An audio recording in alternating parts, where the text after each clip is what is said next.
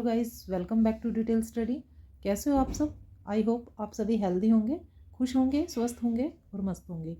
तो चलिए एक्सरसाइज 13 का चैप्टर 13 से रिलेटेड जो मेंटल मैथ्स में क्वेश्चंस दिए गए हैं उन्हें हम सोल्व कर लेते हैं। और हम सोल्व कर रहे हैं बुक मैथमेटिक्स बस क्लास 8 मिडिल स्टेज को, जो कि रचना सागर द्वारा रिटन है। तो चलिए सोल्व करते हैं mental math of chapter 13। Question 1 में रीडिंग कर लेते हैं। गिवन है हमें area of triangle A B C in which A B equal A C both are 4 centimetre and angle A is 90 degree. तो देखिए इसके सॉल्यूशन में हम एक पहले इसका फिगर बना लेते हैं। कुछ इस तरह से हमने ड्रॉ कर लिया है। इसमें एंगल ए जो है वो 90 डिग्री बताया गया था, इसलिए हमने इसे 90 डिग्री रखा है। और ए सी और ए बी दोनों साइड 4 सेंटीमीटर दी गई है। तो this is a right angle triangle. तो area of right angle triangle का जो फॉर्मूला होता है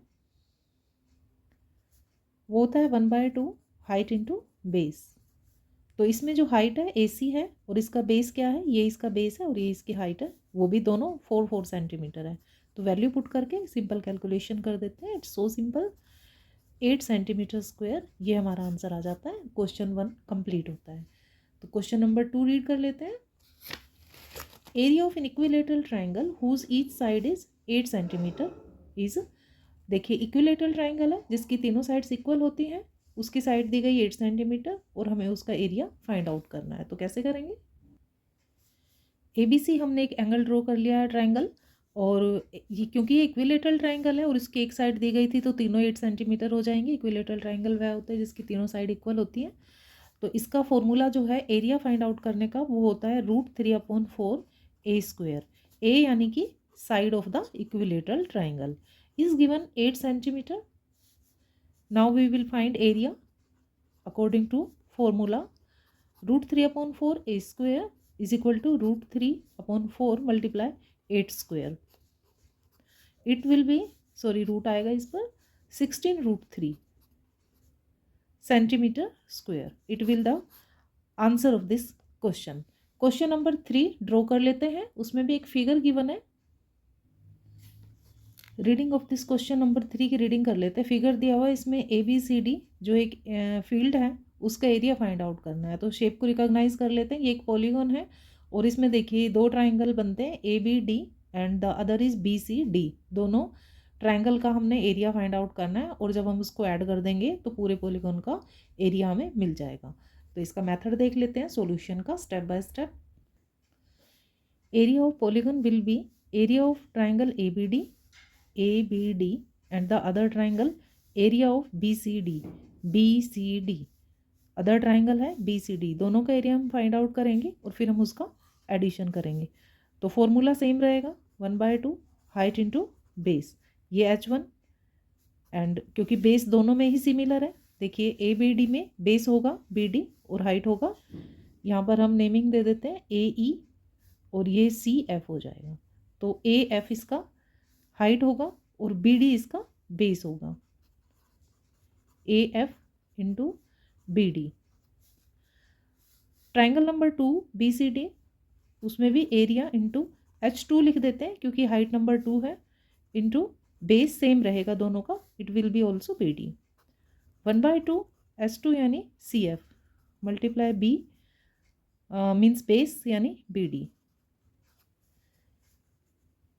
वैल्यू पुट करते हैं। देखिए इसमें जो बेस दिया गया है उसका हम छोटा सा यहाँ पर कैलकुलेशन कर लेते हैं। Solution base is equal to 120 metre, जबकि हमें जो हाइट दी गई है वो सेंटीमीटर में दी गई है, तो हम बेस को भी सेंटीमीटर में कन्वर्ट कर लेते हैं।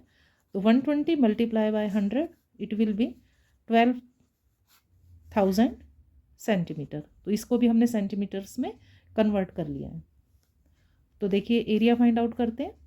1/2 AF हमें गिवन है 12 मल्टीप्लाई बेस है 12,000 प्लस 1/2 CF सेम, इसका CF यानी हाइट है 8 एंड BD जो है वो इसका बेस है, उसकी वैल्यू है 12,000। तो कैलकुलेशन कर लेते हैं। प्लस 48,000 एडिशन करेंगे हम इसका, तो ये आ गया 1,20,000 सेंटीमीटर स्क्वायर। और अगर हम इसे मीटर में कन्वर्ट करना चाहें तो मीटर में भी कन्वर्ट कर सकते हैं। क्वेश्चन नंबर 4 में हमें एक ट्रेपीजियम दिया हुआ है। शेप को आइडेंटिफाई करते हुए हम देखते हैं, तो ए बी एंड यहाँ पर नेमिंग नहीं दी गई है, हम सी डी लिख सकते हैं। और ये हमें इसका स्ट्रेट जो लाइन दी गई है इसे हम हाइट ले सकते हैं। ये 90 डिग्री एंगल बन दिखाया हुआ है, तो it will be the height. तो देखिएगा इस एरिया ऑफ द फील्ड जो है पी क्यू आर एस, इसमें पी क्यू आर एस लिखा है but P Q R S की नेमिंग नहीं है, तो कभी कभी मिसप्रिंट हो जाता है, तो इसमें हमें कंफ्यूज नहीं होंगे। और हम इसको A B C D let करके इसका एरिया ट्रेपीजियम के अकॉर्डिंग फाइंड कर देंगे। Let's see, figure is ready. Question number 4 के लिए एरिया ऑफ फील्ड हमने फाइंड आउट करना है, तो इसमें हम लिख देंगे area of trapezium. Area of trapezium क्योंकि एक ट्रेपीजियम की शेप है। फॉर्मूला लिख देते हैं 1/2 height into sum of the parallel sides,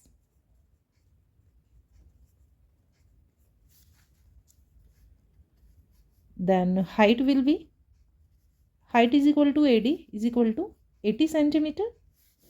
sorry, metre में गिवन है सारा मेजरमेंट, तो हम मीटर में लिखेंगे।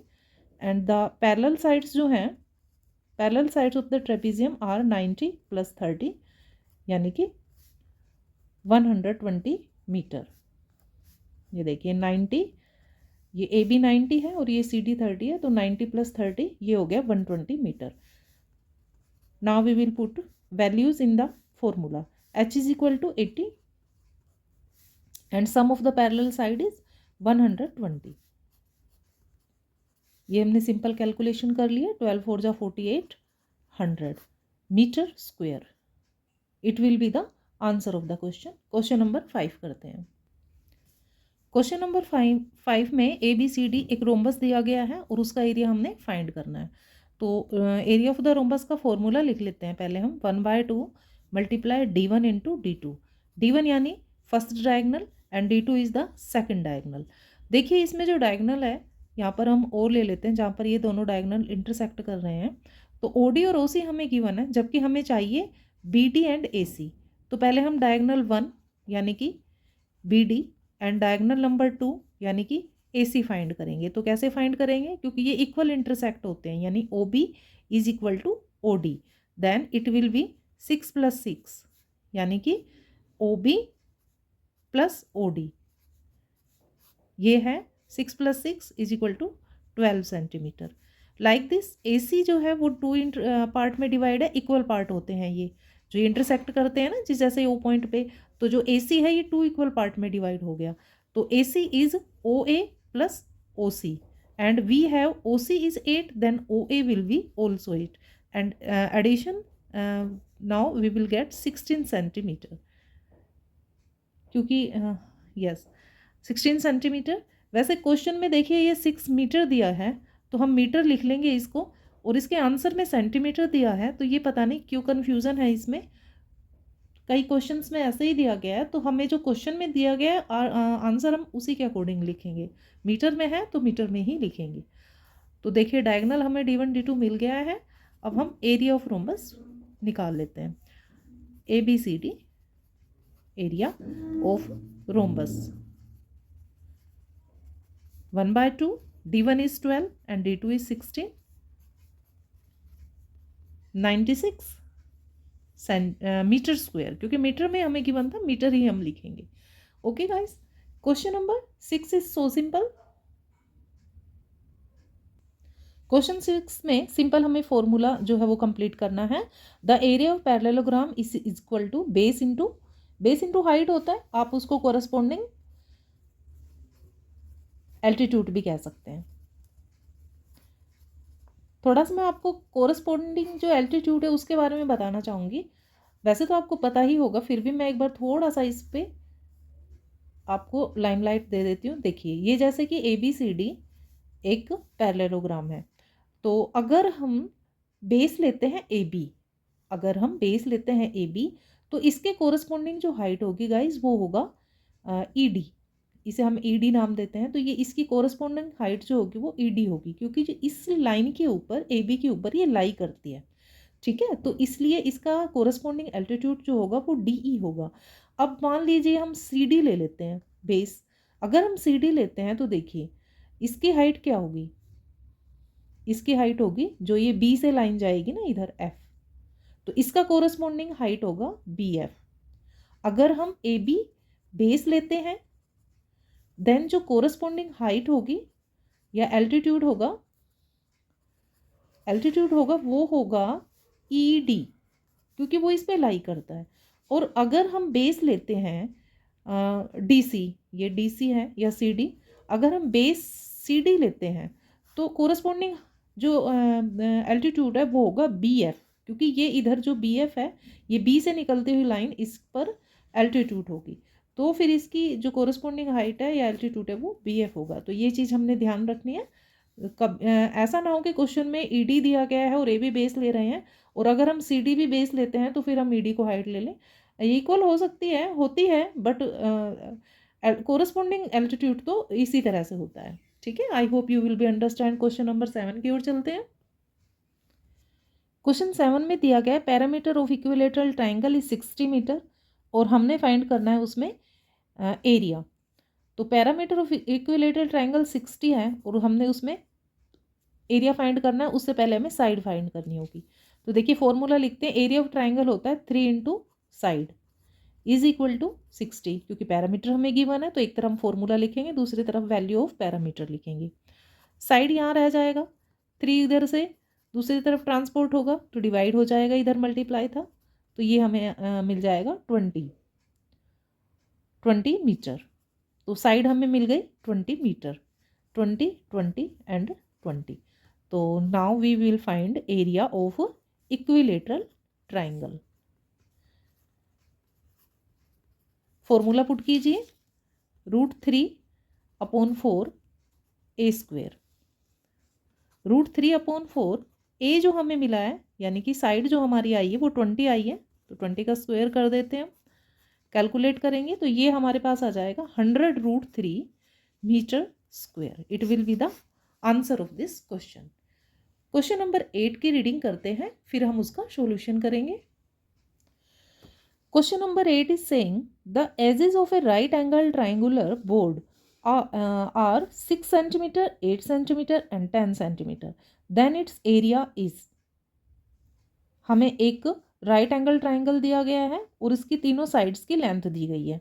तो सबसे पहले हम राइट एंगल ट्राइंगल को ड्रॉ कर लेते हैं और उसका जो मेजरमेंट ऑफ द साइड्स दिया गया है वो रख देते हैं।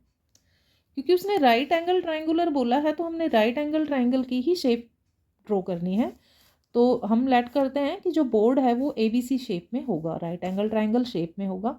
तो गाइस हमें इसमें 3 मेजरमेंट दिए गए हैं, 6, 8 एंड 10 सेंटीमीटर।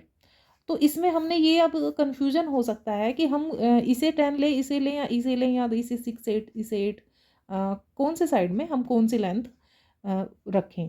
तो सबसे पहले हमें देखना होता है राइट एंगल ट्राइंगल में जो सबसे बड़ी साइड होती है वो हमेशा हाइपोटेनियस होती है। तो हाइपोटेनियस क्या हो गया, AC हो गया, तो ये तो हमेशा 10 सेंटीमीटर रहेगा, बाकी साइड को हम इधर पुट कर देंगे। अब देखिए area of right angle triangle हम निकाल लेते हैं। एरिया ऑफ राइट एंगल के हम ट्राइंगल की शेप दे देते हैं, राइट एंगल ट्राइंगुलर जो बोर्ड है उसका एरिया फाइंड आउट कर लेंगे, 1/2 हाइट इंटू बेस। सिर्फ इसमें ये ही घुमाने के लिए दिया गया था तीनों साइड को, कि कन्फ्यूजन के लिए क्रिएट करने के लिए, बट हमें ये याद रखना है the biggest side will be the hypotenuse of the right angle triangle। 1/2 height हमारे पास 6 है and base is 4, then we will calculate 24 centimeter square। Question number 9 करते हैं। क्वेश्चन नंबर 9 में हमें जो ये शेप दी गई है ये हाफ सर्कल की दी गई है और इसका पैरामीटर हमने फाइंड आउट करना है। तो पैरामीटर हमें पता है कि ये जो ऐसे वाली लाइन है कर्व और ये जो स्ट्रेट लाइन उसका एडिशन होगा, ठीक है। तो पहले लिख देते हैं हम, parameter of semi circle will be straight line, यानी कि देखिए अब मैं इसको थोड़ा समझाती हूँ आपको। जैसे कि ये हमें इस तरह का फिगर दिया गया है, अगर हम इसको नीचे पूरा कर देते हैं इस फिगर को तो ये एक सर्कल बन जाता है, ठीक है। और ये सेंटर से होती हुई लाइन जो है ये 4.2 हमें गिवन है, ये इसका क्या है, डायमीटर है, ठीक है ना। तो ये इसका डायमीटर हो गया, और ये जो ऊपर का है ये इसका क्या है, सेमी सरकमफ्रेंस, क्योंकि आधा पार्ट तो इसका नीचे है। तो हम क्या निकालेंगे, area of semi circumference, area of, sorry, हम पैरामीटर निकालेंगे, सरकमफ्रेंस फाइंड कर लेंगे हम sorry, circumference of semi circle plus में डायमीटर, क्योंकि एक्चुअल में तो ये डायमीटर ऑफ द सर्कल ही है, ठीक है। तो इस तरह से फिर ये पूरी बाउंड्री और ये जो स्ट्रेट लाइन कवर हो जाएगी और इसका पैरामीटर हमें मिल जाएगा, क्योंकि हमें पता है गाइस जो पैरामीटर होता है वो outer line of the shape होता है, किसी भी पिक्चर का सॉरी किसी भी फिगर का जो आउटर लाइन जो होती है, जो हम पेन पेंसिल या किसी भी से ड्रॉ करते हैं, वही उसका पैरामीटर होता है। तो देखिए सरकमफ्रेंस ऑफ सेमी सर्कल हम निकालेंगे, तो सबसे पहले हम इसका फॉर्मूला लिख लेते हैं जो जो हमें अप्लाई करना है। तो इसका फॉर्मूला होता है, देखिए सरकमफ्रेंस निकालने का फॉर्मूला होता है 2πr, क्योंकि ये सेमी सर्कल है यानी हाफ है, तो हम यहाँ पर हाफ और लगा देंगे, ठीक है, प्लस में डायमीटर। तो इसके लिए हमें चाहिए r, तो r कैसे फाइंड आउट करेंगे, r is equal to d divide by 2, यानी डायमीटर डिवाइड बाय 2। तो r हमें मिल जाएगी 4.2 and we will divide by 2, it will be 2.1 centimetre. 2 into 22/7 and r की वैल्यू रख देंगे 2.1 प्लस डायमीटर है 4.2, इसको हमने कैंसिल कर दिया 0.3, अब 2 से 2 कैंसिल हो जाएगा, इसका मल्टीप्लाई करेंगे 6.6 प्लस में 4.2, तो इट विल बी 10.8 सेंटीमीटर। तो इस तरह से ये हमारा parameter of the semi circle हो जाएगा। हमने ये ध्यान रखना है कि ये जो 4.2 का डायमीटर है इसको भी ऐड करना है, हमने सिर्फ ये कर्व लाइन का ही पैरामीटर नहीं निकालना है, क्योंकि पूरी बाउंड्री जो है वो इसी से कंप्लीट होती है, इस लाइन से, ठीक है। तो ये इसमें विशेष ध्यान रखना है आपने। क्वेश्चन नंबर 10 बचता है, last and final. Question number 10 is the breadth of the rectangle whose area is 60 square meter and the length is 15 centimeter, then find the area, breadth हमने फाइंड करनी है इसकी, और इसमें एरिया हमें गिवन है। एरिया ऑफ रेक्टेंगल गिवन है 60 square centimetre and length हमें गिवन है 15 सेंटीमीटर, ब्रेड्थ हमने फाइंड आउट करनी है। तो ब्रेड्थ निकालने का फॉर्मूला होता है एरिया डिवाइड बाय लेंथ। तो एरिया हमारे पास है 60 एंड लेंथ है हमारी 15, तो ये हमारे पास आ जाएगा 4 सेंटीमीटर। तो इस तरह से हमने मेंटल मैथ के ऑल क्वेश्चंस जो 10 क्वेश्चंस थे वो हमने उनका सॉल्यूशन कर लिया है। तो गाइज नेक्स्ट वीडियो में हम लेटेस्ट प्रैक्टिस ऑफ चैप्टर 13 को करेंगे सॉल्यूशन। तब तक के लिए आप फॉलो करते रहिए मेरे चैनल को, और कमेंट और लाइक ज़रूर भेजिए, और आगे मुझे बताइए आपने कौन से चैप्टर का सॉल्यूशन मुझसे चाहते हैं, तो मैं उसी की वीडियो अपलोड करूँगी, सबसे पहले उसे प्रायोरिटी में रखूँगी। और साथ साथ आप सब्सक्राइब भी करिए चैनल को, और शेयर और लाइक भी कीजिए। इसी उम्मीद के साथ मैं यहीं पर इसको कंप्लीट करती हूँ वीडियो को, और मिलते हैं नेक्स्ट वीडियो में लेटेस्ट प्रैक्टिस के साथ। और हाँ गाइस, इस वीडियो में मेंटल मैथ के जो 10 क्वेश्चंस हमने सोल्व किए हैं उस में जितने भी फॉर्मूलाज हमने यूज़ किए हैं, चाहे वो ट्रेपीजियम का है, चाहे वो ट्राइंगल का है, या रेक्टेंगुलर है, या इक्विलेटरल ट्राइंगल का है, तो आप मुझे टोटल बताइए कि इस वीडियो में हमने कितने फॉर्मूलाज यूज़ किए हैं। I am waiting for your comments. Thank you guys, bye bye.